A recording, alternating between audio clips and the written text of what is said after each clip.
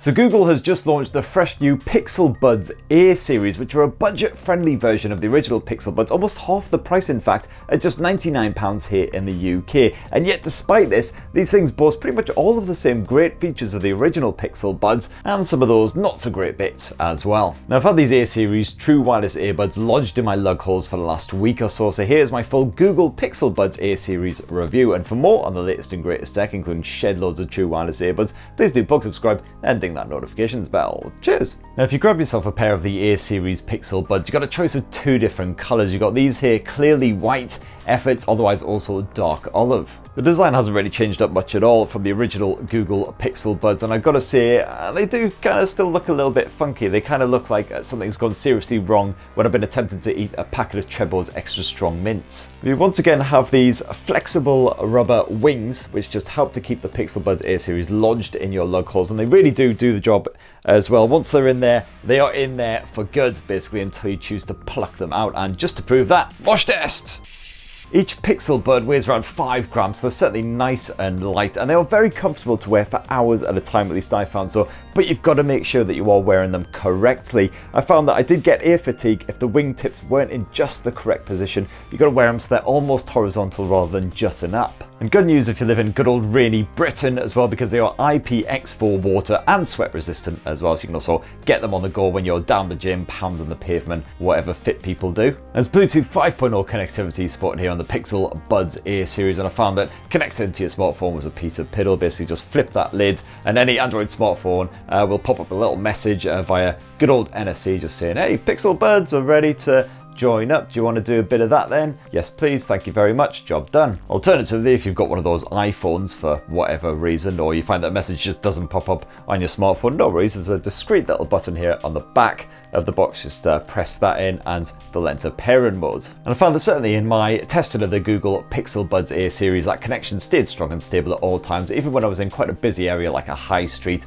a school playground, things like that. Now the Google Pixel Buds Air series once again support in-ear detection, so if you pluck out just a single bud while you've got a bit of music, podcast, whatever playing, it will automatically pause whatever it is that you're listening to until you reinsert said bud, and then your music will resume. I again found this worked generally really well. Occasionally to get a little bit confused if I pulled out a bud and then reinserted it really quickly or something like that, but generally 99% of the time you're fine. You've also got a good bit of touch control action on both these buds as well, and it works the same on either bud. Doesn't matter which one you tap. A single tap will pause whatever you're listening to, another tap will resume it. You can double tap to skip forward a track, and you can triple tap to skip back a track, and I found that it all worked absolutely perfectly basically all of the time. However, while the original Google Pixel Buds allowed you to change the volume by swiping up and down the buds, that functionality has been removed for the Air series. But do not fret, you can still change the volume without having to yank your phone out of your pocket or bag or whatever, simply by commanding the Google Assistant. So for instance,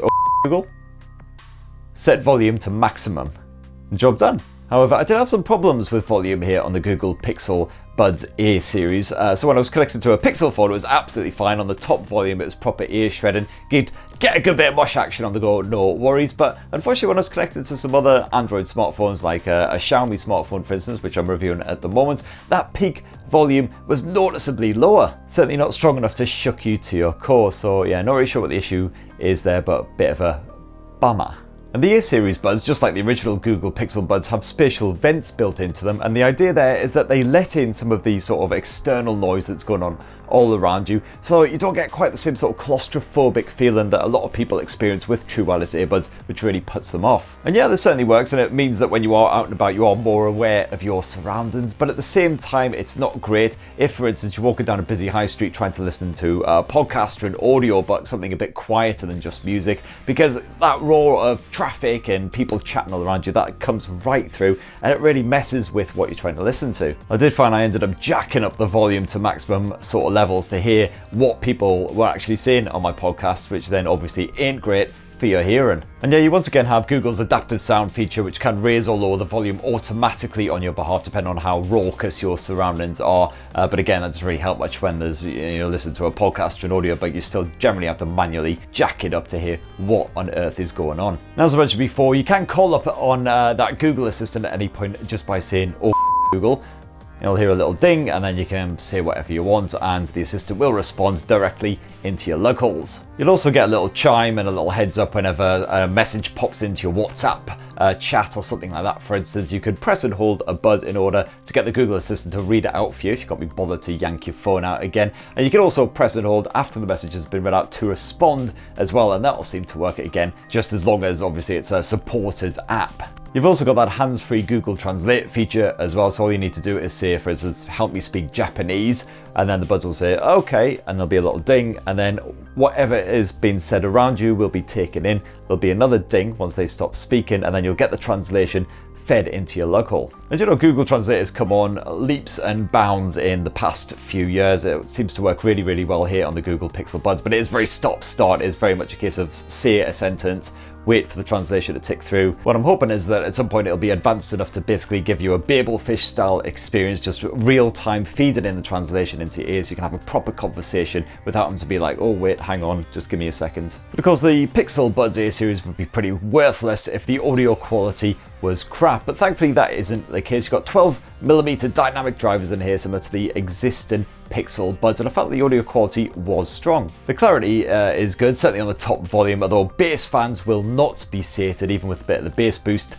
on the go. I definitely recommend just to upgrade into a proper pair of over-ear cans, to be honest, if you really want to feel that bass. Otherwise you can't go wrong with the power beats, which are absolutely sublime in that area. But apart from that, no complaints, and thankfully I didn't experience any of the weird hissing noise that I did from the existing Google Pixel Buds. And certainly no worries as far as the microphone quality goes as well. You got those dual beamforming mics just like the original Pixel Buds, and they can clearly pick up your voice even in a really noisy, raucous environment, whether you're making a phone call or actually just speaking to the Google Assistant. And let's finish up with the battery life, and just like the original Pixel Buds, Google reckons you get a full 5 hours of continuous playback from a single charge on the Pixel Buds A series, and I found that was pretty much the case. I got just a smidge under 5 hours on that top volume, and that's pretty much a bang average result for what you get from a pair of true wireless earbuds in 2021, like the Samsung Galaxy Buds. They tend to get about that, the Jabra Elites and all that. Not quite as strong as some rivals though, the likes of the Huawei FreeBuds 4i, for instance. I found even with the ANC active,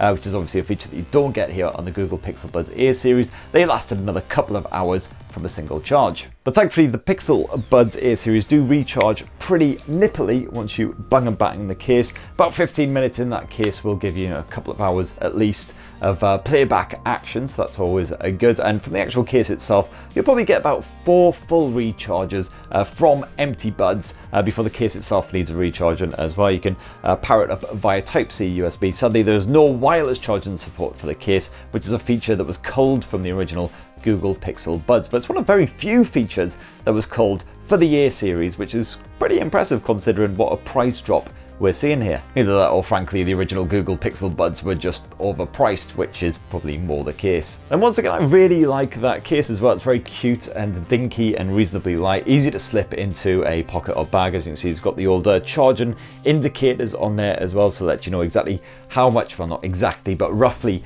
how much power is left in the actual case itself and on the Pixel Buds. And that's also information you get through the Pixel Buds app. You can see exactly what percentage of power is remaining in the Pixel Buds and the case, and you can also say, oh, Google, how much battery do I have left in my buds, and she will again give you a percentage figure. My only worry with the actual case itself is the hinge feels a little bit weak, so I feel if you apply a little bit too much pressure to it, it could potentially just snap right off, but touch wood, hasn't been the case so far. So alright, there's my full review of the Google Pixel Buds A series, and for 99 quid, pretty solid value for money, although no active noise cancellation, unfortunately, which you will find on some rivals at this sort of price point. So definitely, if you want to block out everything that's going on around you, especially if you find yourself out and about in really busy, noisy areas quite a lot, I would say maybe try an alternative. But if you do suffer from claustrophobia when wearing true wireless earbuds, then the Pixel Buds are definitely worth a shot. If you are interested in a pair of noise cancelling true wireless earbuds, I've reviewed plenty here on the channel, like the Oppo Encores and the Huawei FreeBuds, which I mentioned before as well. So if you go check out those reviews for more on those wee nippers. In the meantime, let me know what you think about the Pixel Buds A series down below. Please do poke subscribe and ding that notifications bell for more on the latest and greatest tech. And have yourselves a fan-bloody-tastic rest of the week. Cheers everyone, love you!